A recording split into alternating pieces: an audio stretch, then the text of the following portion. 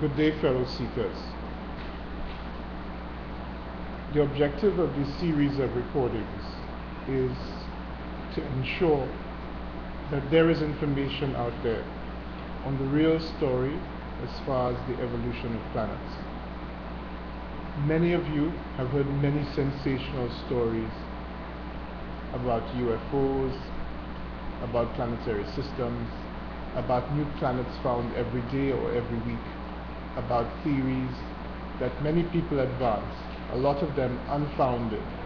about the development of planetary systems and the evolution of planets. These theories have become so complex that one is unable to grasp the truth out of all those terms and terminologies that have been used by specialists, by scientists, to explain a process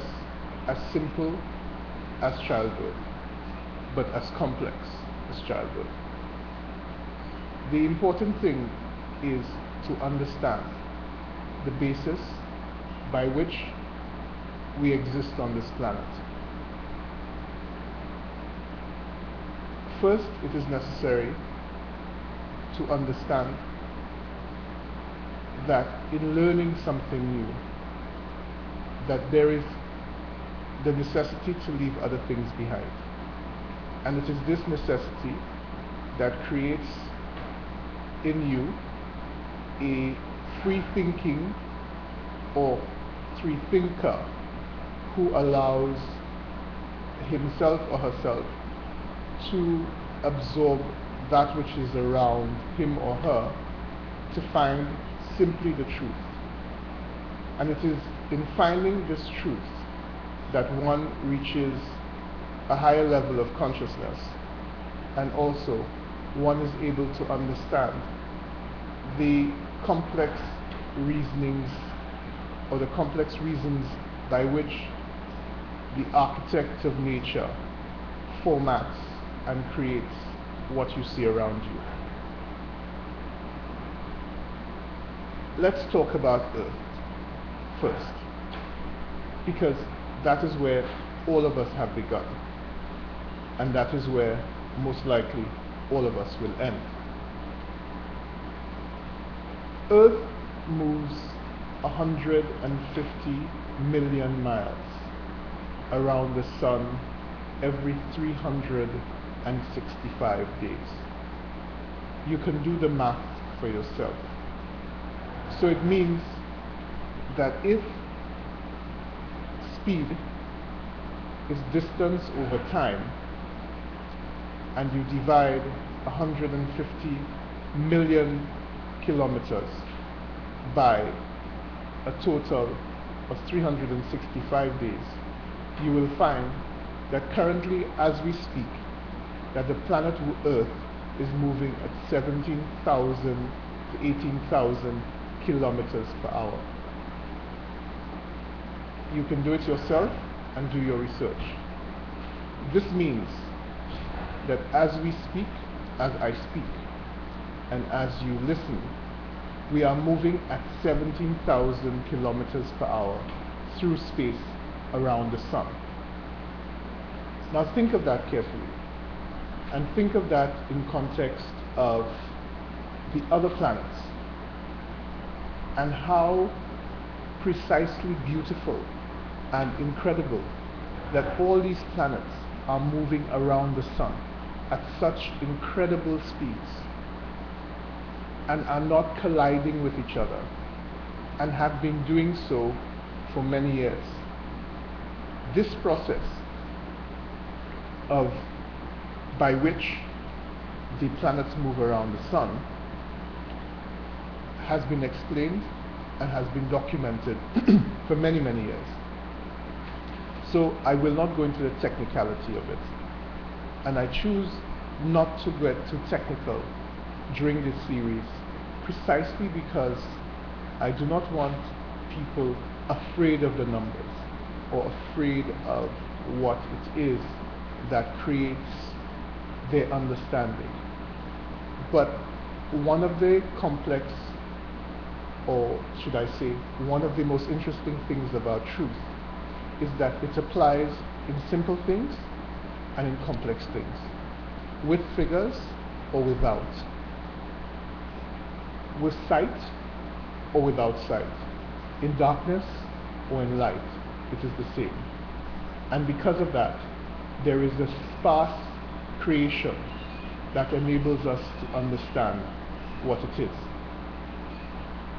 In this first section, I look merely to open the mind of the listener to understand what it is that causes us to want to know the differences. 500, 600 years ago, there was a gentleman called Christopher Columbus, who, assisted by other men who knew slightly more, and I wouldn't get into that, and with the belief and the ideas of Copernicus, who believed that the sun did not revolve around the earth, but the earth, along with many planets, revolved around the sun. The king and queen of Spain,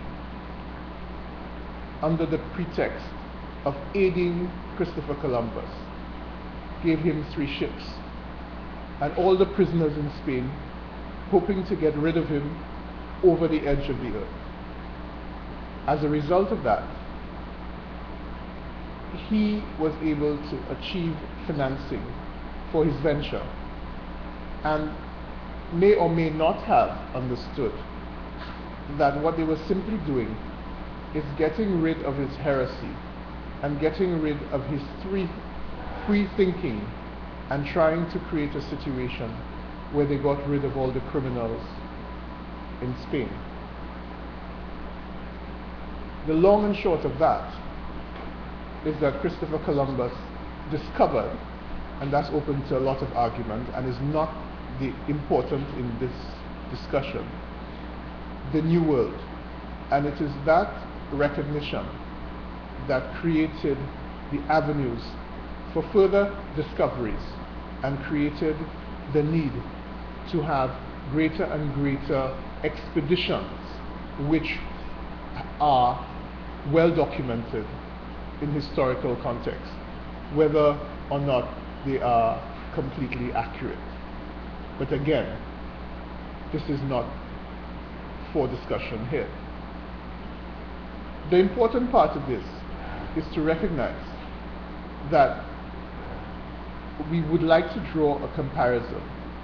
between the discoveries of Columbus and our attempted discoveries of the New World that lies out there in outer space. That 500 to 600 years ago, our New World, or the New World of European thought, was based on the understanding that there were other countries out there and there was gold and there were resources. Those decisions that were made to assist Columbus were initially political and social, in trying to get rid of Spain's criminals and to get rid of Columbus and his free-thinking thought.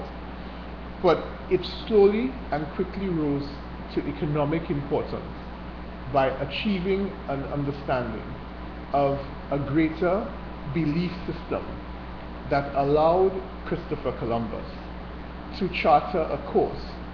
which has never been able to be restrained, or which has never been able, we have never been able to cull. This means that prior to his work, or prior to his expeditions, like we are thinking now, there are edges across the planet which we will drop off, where there are chasms which will cause us to fall and all die. We have with certainty and with poignant thought realized at this point in time, and for many years after he did his work, that the world is indeed round. If we look up, we will see that the moon is round and everything else in the galaxy is round. So as a consequence, we are reaching a position where we are saying now, in many ways, that the universe is flat. You see how we have advanced and how we have not advanced. What has changed is our ships, and they may not be as archaic as they were in Columbus's times, but we are still fighting with navigational systems and with systems that allow for the survival of human beings in a more treacherous and complex environment than is presented on planet Earth. So as a result of this, we are now advancing to an understanding which is how we actually get into space, stay in space, to allow us to move by leaps and bounds from where we are to other environments that will create our understanding of the planet. This system by which we absorb is based primarily on our ability to scientifically realize the objectives. But there are times when science and the understanding of science is of paramount importance, and there are times when we must compare science and nature. The critical part of the evolution of planets is to compare the stories of creation and evolution and to say which one is correct. Do we say that creation is wrong and evolution right, or vice versa? Or do we, like the stance that I have adopted, say that evolution is man's perception of creation? The only difference I have seen from much reading, much understanding, much meditation between creation and evolution is time. And if you negate time between the two, you will find that it becomes very interesting that 7 days of the process of creation becomes millions of years. And so it allows us to create the evolutionary path, which I will deal with in other recordings, other chapters of the book. This book, I can say, I didn't write. In many ways, the book wrote me and forced me to research and to read, and is the sum of almost, I can say, 3,000 to 4,000 books on many, many topics, from the I Ching to the illustrious works of the classics and many seekers and philosophers, and some of the most intricate scientific discoveries of our time. This process, which I did mainly as a hobby,